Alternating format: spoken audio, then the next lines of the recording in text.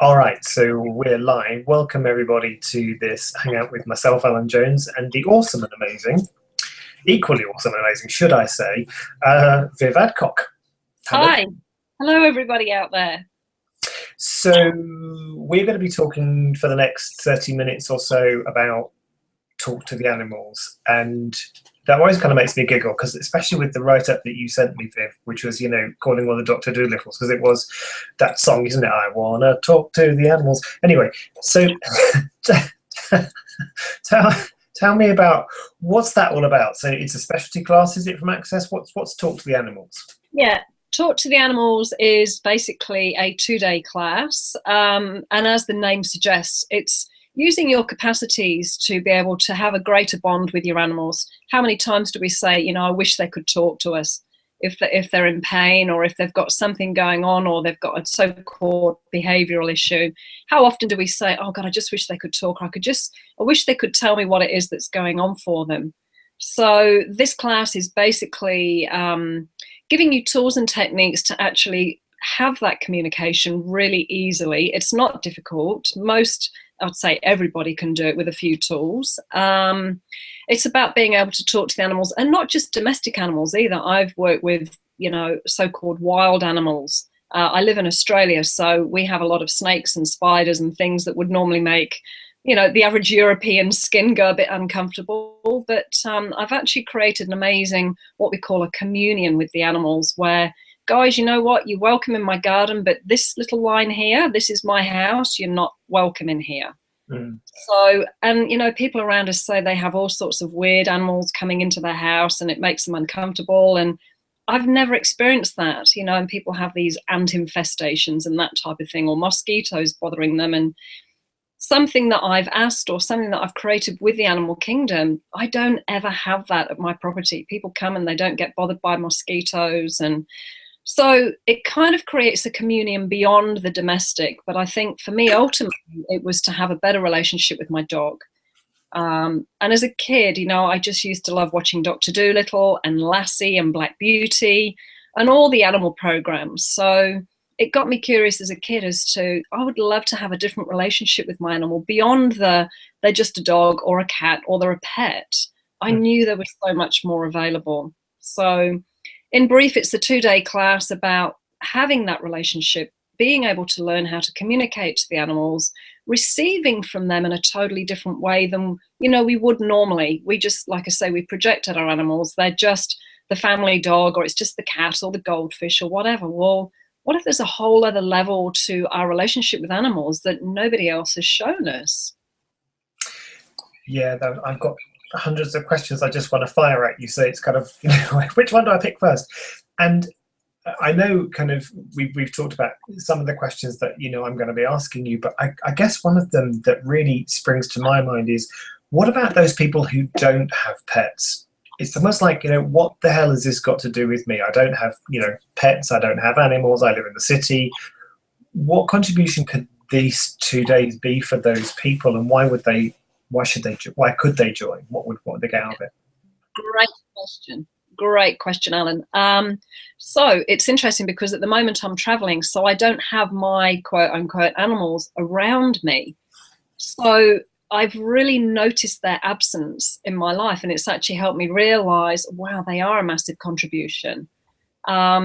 It could be the birds, waking up in the morning and listening to the birds. I get to see the most unusual creatures. People say, how do you see that? I've never seen one of those in England while I've been visiting, or seeing moose in Norway when I recently went to Norway, or, wild animals. So if you don't have your own animal, what this also opens you up to is having a greater communion to basically the earth, to nature, to trees, to everything in everything in the animal kingdom. So even if you don't have an animal yourself, I think there's a curiosity that we have with the animal kingdom. A lot of us take it for granted. We don't hear the birds singing. We don't see the ladybirds or the butterflies flying past. And yet I was facilitating a bars class the other day, and literally out of the back window, it was 2 windows. We saw a butterfly, we had squirrels, we had 4 magpies, we had bumblebees, and we had pheasants walking through this garden. And the girl that was running the bars just went, I can't believe what's going on out in the garden. I've never seen this before. You know, she lives in semi-rural suburbia. And she said, I've never seen anything like this.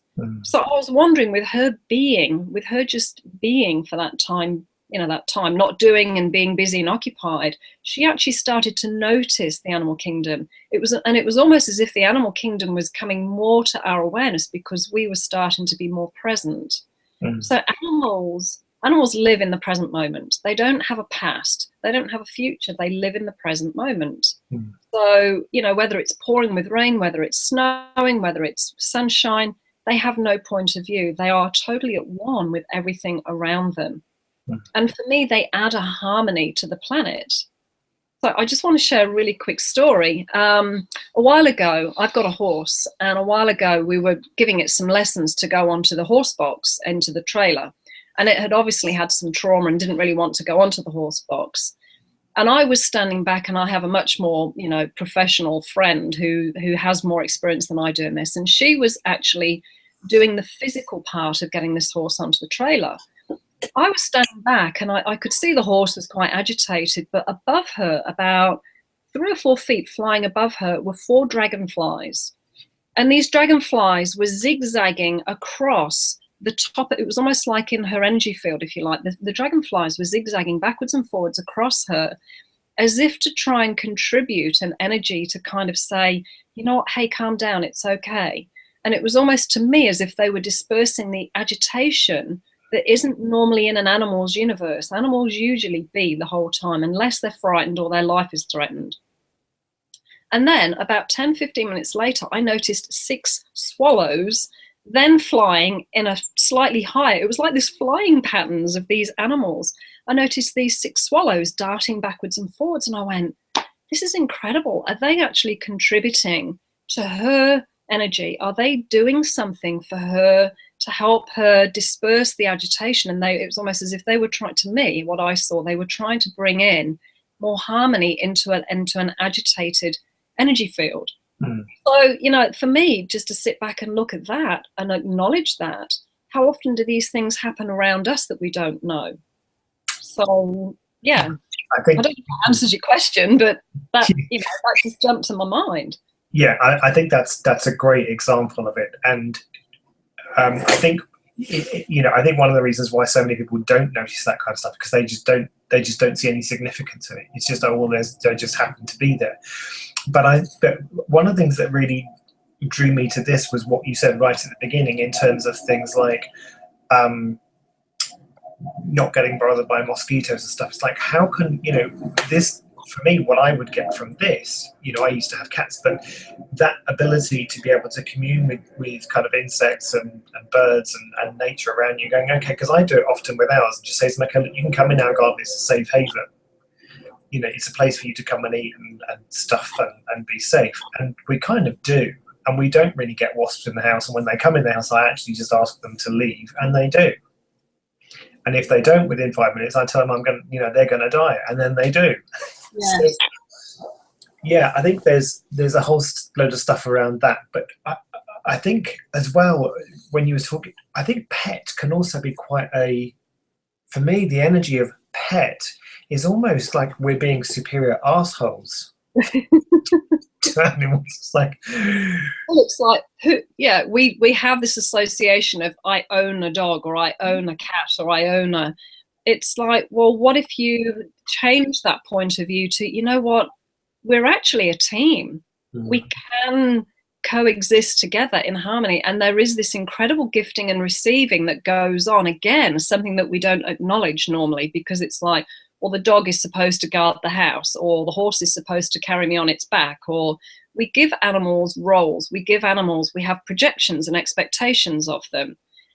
And that's fine to give them a job. And most animals, especially dogs, are more comfortable knowing what their job is. You know, like your job is to keep you safe in the house, or protect the property, or, you know, kill snakes. Not that that's applicable really in England, but we give them a job, rather than what if that animal is actually contributing a huge amount to us, and I'll say invisibly. So this day and age, we're seeing more therapy dogs going into hospitals. You know, we're seeing more children with these so-called labels, or have anger problems, or they've had drug, abuse, or they've come from broken homes, or they've been sexually abused, working with horses. And they're getting better results with animals than they are with the traditional roles of going to see a doctor or a psychologist or taking medication. So for me, it's like, what else is going on? What else are they contributing to us that maybe we don't cognitively, logically understand? You go into a dentist's surgery and they've got a fish tank there. And the fish tank, the energy of that fish tank and what that creates. It just calms people, doesn't it? Yeah. So I think there's so much more that animals are wishing to contribute to us. They know when we're a bit sad or a bit flat. My brother recently was, he had some health issue that they'd given a label to, which turned out to be incorrect. But during his 6-week recuperation period, he was on the couch the whole time. He was really low, and my brother's quite upbeat and very active. And the bird, they've got a cockatiel. This bird for 6 weeks didn't want to come out of its cage. It didn't sing once. Normally you can't shut this thing up, chirp, chirp, chirp, chirp, cheep, cheep, cheep all day.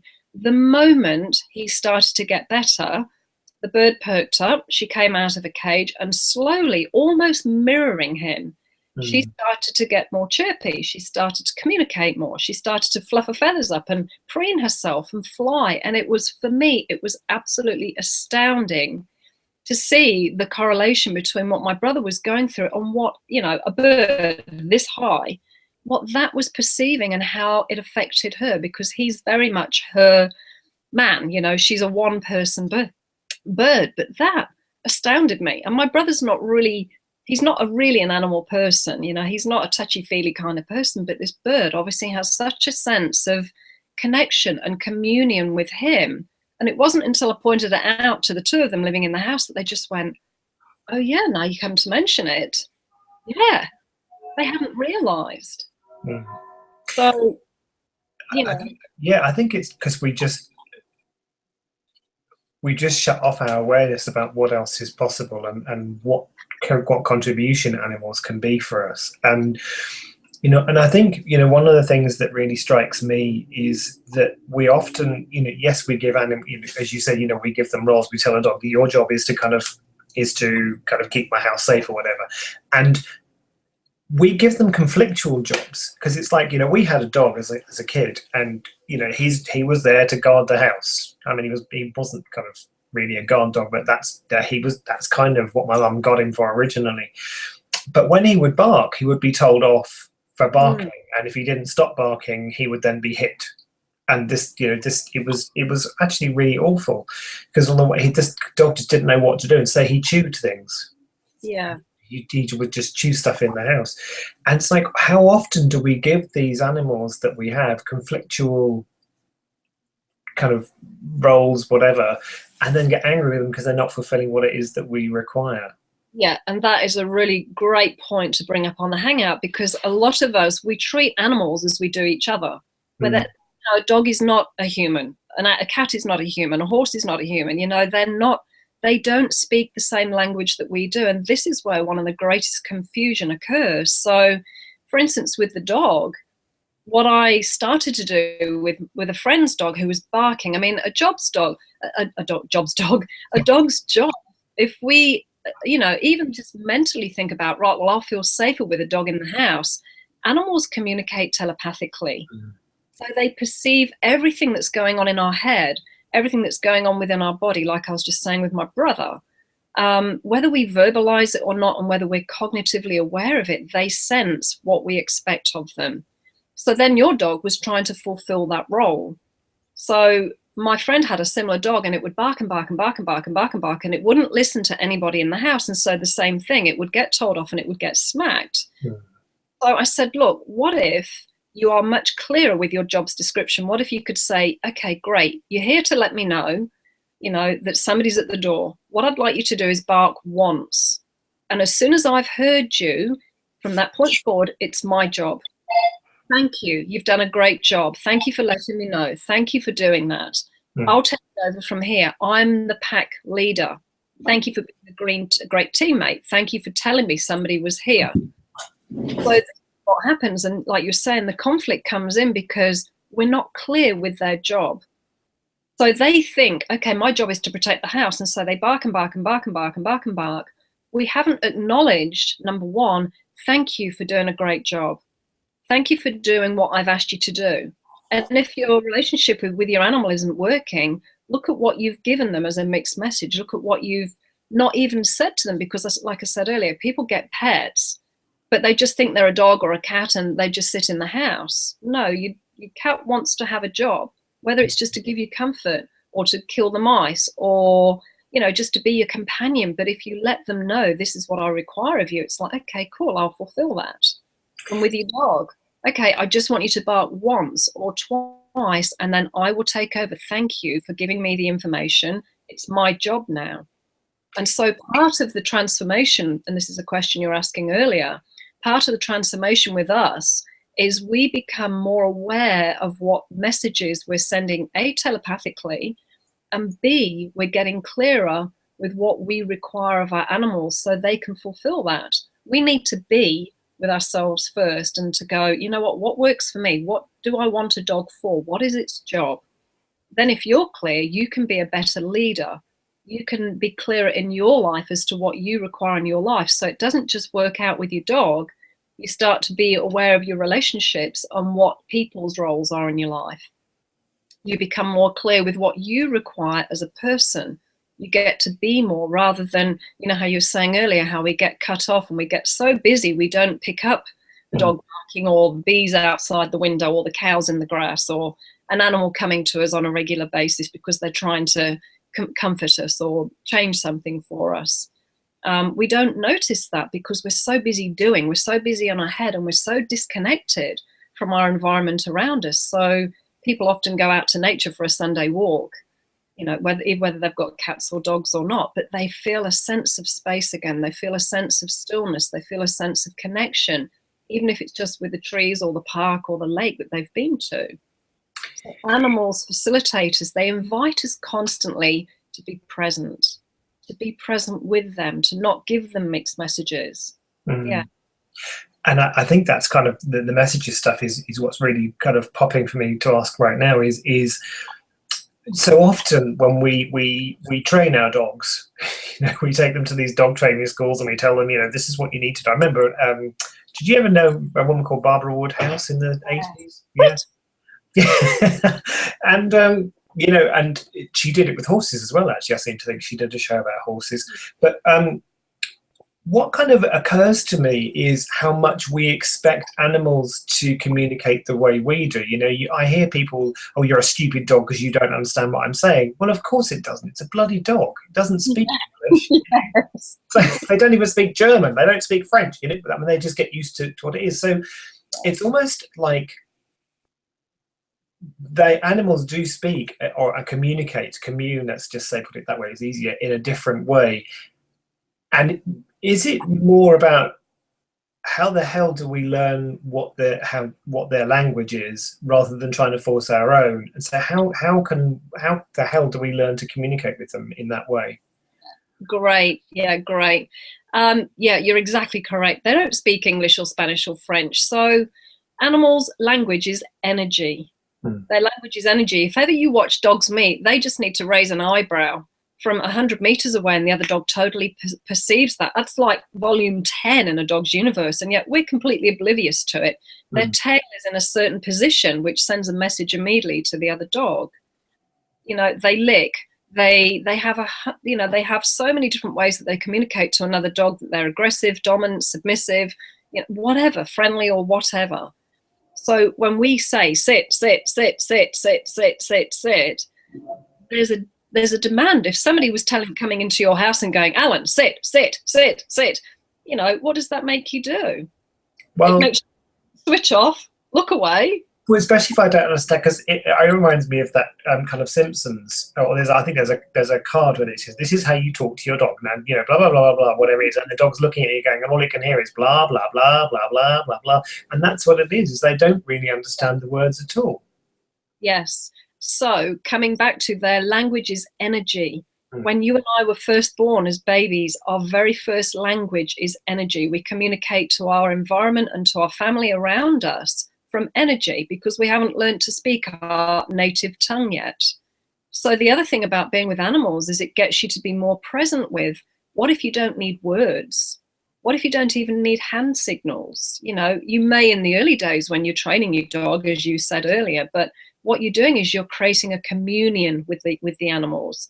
You're learning to speak and reach them in their language. You're being aware of what language they require of you. And I don't mean we're going to get down on all fours and raise our eyebrow or wag our tail, you know, I don't mean it in that way, but we can become a lot more aware of the very, very subtle cues that we are giving physically to animals all the time. You know, and a classic example is, oh, well, I'm scared of dogs. I got bitten once and then I got bitten twice. Mm. When you're in a state of fear, it creates what we call a pattern of disharmony. So animals are hypersensitive to this. This is why people get bitten time and time again, because, of course, their experience has been, I've been bitten, therefore dogs are dangerous. And so we project this. And every single dog we come across, we project this energy. So they perceive that and immediately they feel unsteady and unstable and challenged because this is a funky energy. You know how I was saying earlier with the horse, that her heightened state of anxiety is not a natural state for animals. They choose to be. So everything around it tries to contribute to changing that energy. But for humans, for two-legged people, they tend to have no understanding and no connection to what energy they're being. Then what that's sending as a message, not just to animals, but to people, because whether we acknowledge it or not, we do perceive energy in other people. Mm-hmm. We do react, we do start playing out dynamics with other people. So for me, this is where the animals are great facilitators, because they allow us to become more aware of what energy am I being that's creating this certain situation in my life. And animals will show you dynamically what energy you're being, because they're not worried about being polite or hurting your feelings or, you know, saying the right thing or doing the right thing. They're like babies. They're like small kids. They will just give you the truth. They will show you dynamically where you're at. Because they don't really have, as you said, they don't really have a point of view. No. And, you know, I mean, we had two cats that, you know, they were, yeah, they caught mice and they were around, and they both knew, because that was when I had them. That was when I was kind of having my depression and or my period of depression, and they always know when I would have a really bad day, like a really down day, and they would just come in and sit with me. One of them would never sit on my lap; she always sat on my partner's lap. Yeah. But she would come in, and so there is that. Or they would walk into the room and they would just look at me, and I would know that they wanted food or they wanted something. And don't ask me how. I mean, I you know, it's like I don't kind of go, oh well, I don't kind of shy away from it. It just used to make me laugh, and I used to take it for granted that okay, I knew what the cats were desiring. Yes. But I think, sorry, go. Yeah, so that's another great point, because what they do is when you notice those cues, whether they're subtle or obvious, it's like you're already beginning to communicate with animals. So for a lot of the viewers that are animal lovers, would you be willing to acknowledge where you're actually already doing this? Mm. You know, we have this desire, we have this curiosity to the animal kingdom, even if we don't have animals, you know, like you said earlier, but we do actually communicate with them whether we acknowledge it or not. I walked up to, I had 10 minutes or so before a client the other day, and I was visiting her at her house, and next to her there's a field with a bull in it. And I just got drawn to go and stand by the gate and just lean on the gate and look at the beautiful view and breathe the air and feel the sun on my skin. And this bull from across the field literally paid so much attention to me, and he was having a conversation. Like, I don't speak bull, you know, but I could sense this energy that this bull was curious. He was inquisitive. And I'm like, wow, imagine if I was having a conversation with him right now, what would he be saying to me? Because he was really checking me out, and he took quite a few steps towards me. I wasn't delivering any kind of, you know, aggressive behavior. I was genuinely curious, and it was like I was almost reaching into his universe to go, wow, I've never connected with a bull before. He's magnificent. Look at his horns. Wow, what a handsome creature.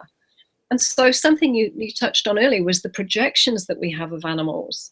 If you are telling something that it's ugly or stupid or dumb, well, how do you think they're going to react to that? If somebody told you, sit, oh, you stupid, and you know, you're dumb because you don't get it, does that inspire you to want to be with that person more and try and connect? Or does it make you go, well, stuff you? And a lot of animals, as well as people, totally shut down when they've been spoken to like that, or when they've had this constant projection of, you're ugly, you're short, you're fat. You know, how many times, oh, look at that fat dog. Well, hello, who's feeding it? You know, who could change that if the dog's fat? But if you project and judge an animal for being old, ugly, fat, a nuisance, naughty, bad, a terror, you know, people even say, oh God, he's such a terror, you're such a monkey. That again adds to those mixed messages. And so this is where we see these quote unquote behavioral problems, because we, their leaders, whether we're aware of it or not, we are the leaders in their life. We give them messages that are telling them stupid. So of course, if somebody tells you you're stupid or dumb all the time, you become that projection.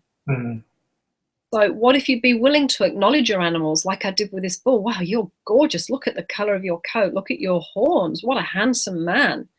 Acknowledge your dog. Thank you for being part of the family. Thank you for barking.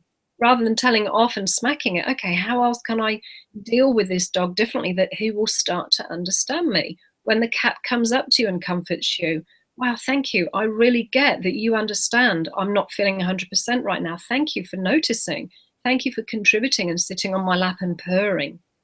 So, you know, this is so different in the way that we would normally have animals, where they're almost sometimes they become a cast-off, or they become a burden almost, and we start to ignore them. And this is where I said earlier, we start to have these quote-unquote behavioural problems. They're not behavioural, they're just turning the volume up to go, I'm really unhappy here, and the only way I know to get your attention is to chew the furniture, is to bite people, is to growl, is to develop skin problems, or is to develop a weird health condition, because animals don't speak English, but they will communicate in a way that they know to try and, you know, get our attention to something. So what if we could start understanding what's going on and not jump to the conclusion of they're bad or they're stupid or it's ill or it needs the vet? Or what if you could have tools to be able to reach into that animal's universe and go, hey, what is going on? Could you show me? Could you tell me what it is that's going on? Yeah. I think, you know, you touched on something there which, you know, I mean, if you look at a child, if you keep beating a child because it's not doing what you want and telling it it's naughty and it's bad and it will never be any good and blah, blah, blah, what does the child do? It just continues what it's doing in a more extreme way. And whilst it's not that I'm saying perhaps we should kind of look at animals as children, but they just have that similar awareness or that similar kind of thing, which is the more you hit them and tell them they're bad and wrong and stupid, the more they're going to just go to you, do you know what, I'm just not having that from you. Yeah. Whilst there'll be an allowance of us, it doesn't mean to say that they should be doormats. Yes. And again, thank you for that, because, you know, when I said earlier, we tend to treat our animals as people. So if your child's bad, I mean, I know it's probably highly illegal these days, but when I was a kid, and probably when you were a kid, a quick clip around the ear or a quick smack across the bottom was normal. Yeah. You know, it wasn't a big deal. So again, if you go to correct, i.e. a dog that's barking or it's chewed something or it's, you know, it's warranted in the owner's universe, if it's warranted punishment, how would a dog punish another dog? Watch animals correct themselves. So if you look at a mum and puppies, if ever you get to you know, the chance to watch a mum with how she teaches her puppies from day one, is she will get the hold of their back of the neck, she'll mouth them, she'll put pressure on them. Sometimes with their two canine teeth, they'll give a little like this to the neck. It's not a bite, but it's a, hey, pay attention. So, you know, instead of smacking a dog, which is what, you know, we would do to children, not, but you know what I mean? That would be what we would accept. When our dog behaves, we naturally revert back to a behavior that we think is applicable. Yeah. And only because information may not be in the owner's universe as to, if I need to reprimand my dog, how do I show it? How do I teach it that barking at somebody or growling or putting inside or whatever is not appropriate? So you start to understand the language rather than reverting to ours, and acknowledging the dog or the animal when it's done what you would like it to do. Good boy. You know, we do that with children. You reinforce when they give you what you're asking for, acknowledge them. The acknowledgement goes such a long way. that little bit of praise, that little bit of encouragement, that little bit of reward, it's like, yes, this is great. This is what's going to build the relationship in the community and clear any confusion and the mixed messages that you're giving to your animals. So one other thing I wanted to ask you was about, you touched on it earlier on with, animals being taken into hospitals and hospices and places where, they kind of give relief to the, or whatever it is, to the patients, the children, whatever, who are kind of stroking or petting or whatever. So I'm aware of certain circumstances, of people kind of I've spoken to where their dog has, they had cancer, and then suddenly their dog had cancer, and then their cancer went into remission and the dog died.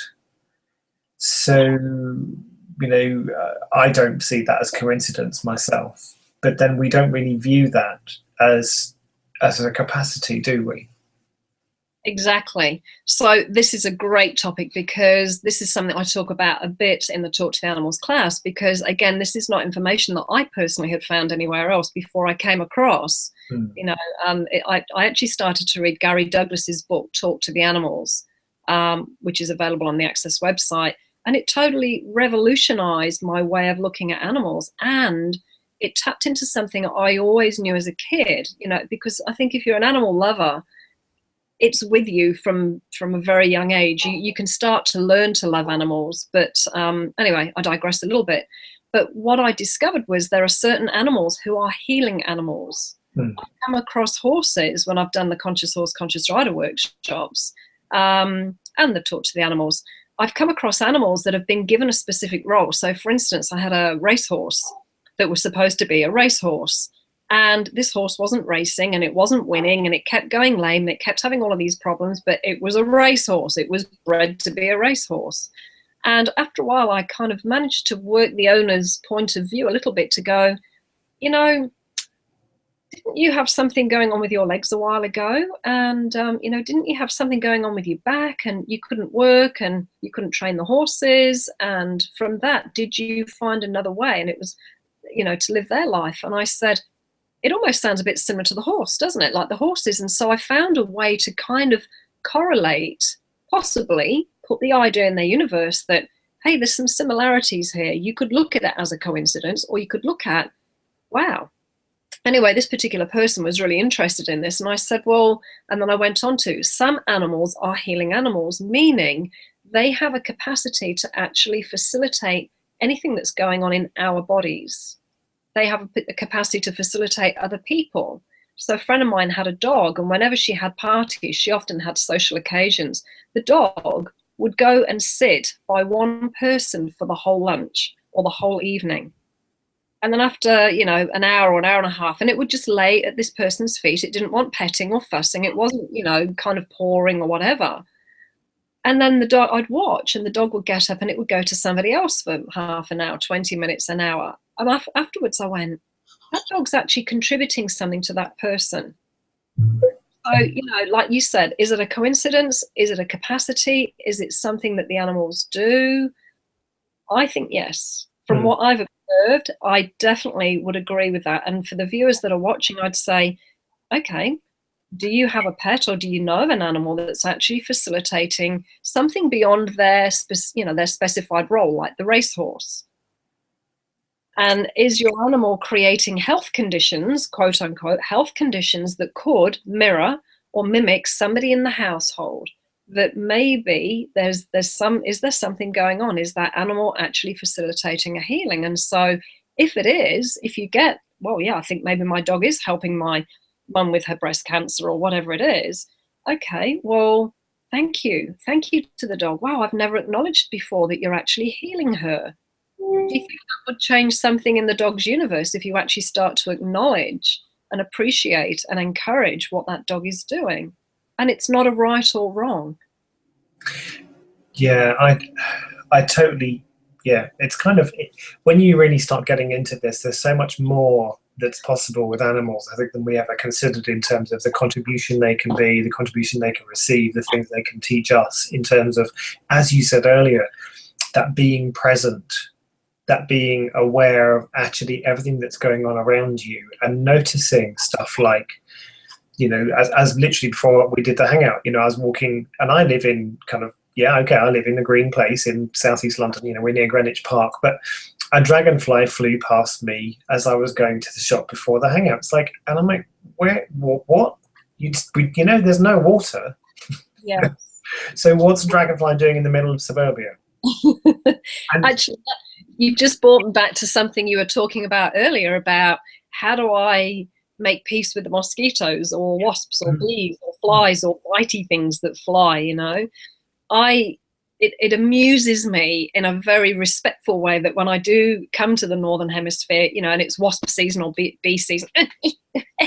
yeah. Wasps, I think, is the biggest one for many people. It's like they, you know, I find myself doing it, and I'm not really scared of them. Yes. So, and you know, wasps have no problem stinging people. They don't think twice about stinging people. So going back to the horse, I'm just going to use this as an analogy. Go back to the horse with the dragonflies. Energetically, for me, I saw them changing whatever disharmony was being created, and then the swallows contributed. So when we're doing this, what energy are we emitting? And do those people, I often ponder this, do those people end up getting stung more? I'll sit there and go, cool. Wow, hello, beautiful. Wow, what gorgeous wings. You know, and people think I'm completely barking mad, but I never get stung. I never get bitten by mosquitoes. I never have a problem wherever I travel in the world with the local, oh, you have to put lots of spray on and stuff, which I never do. I make friends with the mosquitoes, as weird as it sounds. It's like, you know what, guys, hey, I'm here, but I'm not really tasty. You know, I'm not really that good for you. I'm not really that tasty. I'm happy for you to land on me, but you don't really need to bite me. You don't need to suck my blood. You don't need to sting me. And I just sit there and allow myself to be at one and ask, okay, so what patterns of harmony, what harmony can I be to be at one with the wasps, the mosquitoes, the flies, the ants coming into the house, or, you know, what harmony can I be? Because if I'm harmonious, they don't see my energy as distorted. They don't see my energy as erratic or a threat or anything that needs to be corrected. So I'm just writing that down. What harmony can I be? Yeah. And, you know, and I think as well, I mean, using the access tools myself, I mean, I don't really use them with, it's never even occurred to me to use them with wasps, but it's almost like, okay, so what contribution can the wasp and I be for each other? Rather than kind of immediately going, you know, just ask a question. Because I know as well, you know, again, the question I would be is, who the hell am I being when I'm batting this wasp away? Because if it's a bee, actually, I have no issue with bees. And I used to be terrified of bees as a child. I was stung as a baby when I sat on a bee when I was about 2.5, and they had to take me to hospital, and the nurse had to actually had to suck my bum cheek to get the poison out my bum. So I was terrified of bees for a long time, and now actually I can pick them up and I have no issues with it at all. But wasps, I find myself, you know, when they're in the house, I actually just let them do what they want to do. When I'm out, I find I go into that mimicking behavior of other people. And that is another really brilliant point, because I facilitated a conscious horse, conscious rider class in Norway recently. And 3 days prior to that, I was facilitating a 2-day talk to the animals class. And I had, you know, a bunch of people there with dogs. And this lady said to me, oh, I'm not coming to, I'm terrified of horses. I'm not coming to the horse class. I don't see the point in coming to the horse class. And after about 20 minutes, she just suddenly burst out laughing. And I said, do you want to share something? And she said, oh my God, I've just realized that what I just said about me being terrified of horses is not actually mine. It was my dad's. He was terrified of horses, and so he projected all of that fear to me, and he kept me away from horses. Every time she'd walk up to them in the neighbour's paddock or put a hand out to, you know, to pat a horse or whatever, her father would just come in like this swooping eagle and pull her back. And so as a child, she took on all of this stuff, and yet at the horse class, she was the most changed person. She was a bit anxious about coming into the ring, but I invited her in just to stand with his horse and put her hands on him and just stroke him. And that, just that alone, changed her entire reality to do with fear. So how many places, you know, have we bought from somebody else that we're frightened of dogs, or that we're frightened of wasps or snakes or spiders, when what if we could actually be in communion with them? What if we could actually receive the contribution that the spiders are in the corner of the bedroom, or the frogs are in the pond, or the things that we think that we're funny about? I've just been to see a family friend, and there was a spider that was about this big crawling across the wall. You would have think that 50 snakes had entered the room. She flipped. She said, "Oh, I just stomp on them. I just splattered them everywhere, and then I ran out of the house screaming." And my sister's there, really gently, ever so gently, chasing the spider around the wall, trying to catch it and carry it and save it outside, while this other woman's absolutely doing her lid on a spider. And I thought, how many people get stuck in this? And this woman's 80. Yeah, this lady's 80 years old, and she's lived her entire life with being terrified of spiders. My mother was like that as a child, and I, like you were saying about giving dogs a job. When we have spiders in our house, I give them a job. I ask them to catch the flies. So we had this spider that lived in our kitchen, kind of just in the corner of the kitchen window, and he must have been there, or he or she must have been there for 6 months, just every other couple of days, just changing the web. We had no flies in the kitchen at all. It was awesome. We called it George. It was like, when we kind of conversed with George every morning as I was making coffee. It was really funny. And eventually he moved across the other side of the kitchen and then disappeared. But yeah, we had no flies in the house at all. It was awesome. And this is the thing, if you have no point of view, you don't have to be an animal lover, but you also don't have to carry all the fears and the doubts and the worries and insecurities that everybody else does. Yeah. Often, I had a big dog. She's gone to doggy heaven recently, but I had a very large dog, and she was very friendly, but she looked very threatening. So, of course, people with toddlers or small children and even adults were like grabbing hold of their kid and pulling the child. "Oh, be careful of the dog." And I'm like, that kid's 4 years old. My dog would just sit there, and most children just want to, "Can I pat the doggy? Can I pat your dog?" And it's like, yeah, absolutely. And I'd just get her to drop down, because she was a very big dog and quite imposing to a little person. And I would just ask her to drop down, and I would ask her, "Will you be friendly?" So I don't say to her, "Be friends." I ask her, "Will you be friendly with this person?" And it's like, yeah, sure, no problem. And the children, and to see what would change in the parent's face when I could allow that space, when I could be that space of harmony and invite the child in and go and reassure the parent, "You know what, she's great with kids. Do you want to pat her?" Look at the contribution my dog was being to changing people's realities.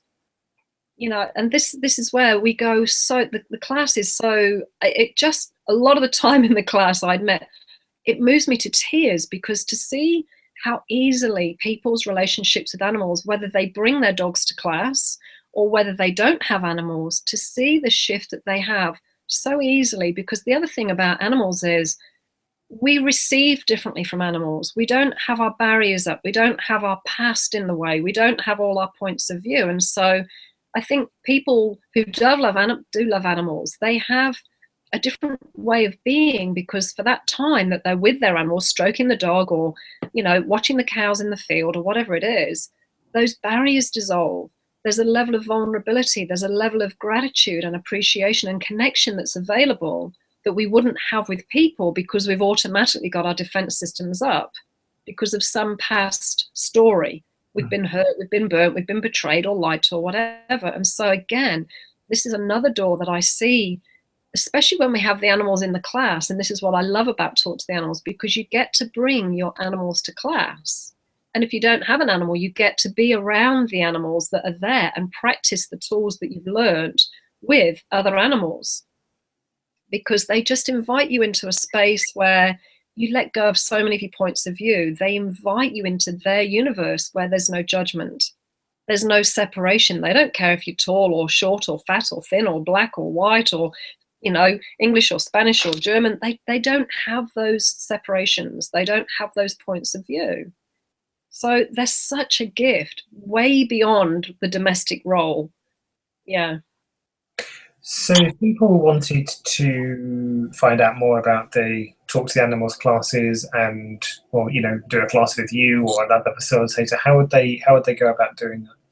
So there's a couple of different ways you can find out. My website is on the bottom of this hangout if you want to know more about the classes. I've got a few penciled in for next year in the Northern Hemisphere. We've got a Conscious Horse, Conscious Rider coming to Hungary in August, I think August next year, July, summertime next year. There's a Talk to the Animals in Norway. There'll be Conscious Horse, Conscious Riders and Talk to the Animals in the UK as well in the summertime next year. Mm-hmm. And also in the Southern Hemisphere. So on my website, you'll see the classes. You can also go to accessconsciousness.com, click on classes and look at animals. There are other facilitators around the world that do the Talk to the Animals classes and the Conscious Horse, Conscious Rider classes as well. So that's the other way to find other facilitators. And the book I mentioned earlier is Talk to the Animals, written by Gary Douglas, which you can probably find on Amazon.com, but it's also available via the Access Consciousness website as well. Mm-hmm. So, yeah. So if there's one other thing that you could give people to take away today from this hangout, what would it be in terms of talking to animals and communing and being with them? Well, thanks, because this is another really good pointer as well. It's like, what if you could be more aware of the animals around you? What if you could just right now ask, hey, animals, where are you? Show me. Where are you? What contribution do you wish to be for me that I haven't received or acknowledged? What contribution can you be for me that I haven't received or acknowledged?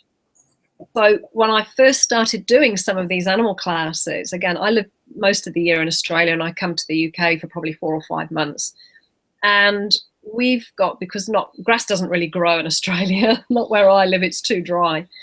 But we've put some turf around the house just as a, it's just nice to look out and see green turf. And I was walking to work one morning and I just heard this, hey, hey, hey. And I'm looking around and it said under here, and I'm not joking, under a blade of grass, there was a bright green frog, half the size of my little fingernail. And I just looked under this blade of grass and he was absolutely tiny. And I just went, it just sounds, again, it just brought me to tears. I'm like, I would never have seen you. You were underneath a blade of grass in in an area that there's thousands of blades of grass. Thank you. Thank you for letting me know you were there. You've just absolutely brightened my day. Tiny, tiny, tiny little frog. So what if you'd be willing to receive the contribution and the communion that every animal around you right now wishes to be, whether you live in a flat in the centre of London, whether you live in suburbia, whether you live on a farm. What if you could just start to acknowledge the animals for the contribution that they wish to be, that we've never really known, maybe for a lot of people before they've watched this hangout. Welcome to the animal kingdom in a whole different reality, in a whole different realm. Brilliant. Thank you so much, Viv. That's been an eye-opener for me in a number of ways. And I'll kind of share that with you after. But yeah, that's brilliant. So I hope everyone who's listening got something from that. And go to vivadcock.com and find out more about communing with animals, because there's a lot more to it than you think. Absolutely. Thank you very much, Alan, for this time. I love animals. I love talking about them. I love being with them. And for those viewers out there, what would it take for you to receive the contribution they wish to be? Awesome. Thank you so much, Viv. Cheers, everyone. Bye-bye.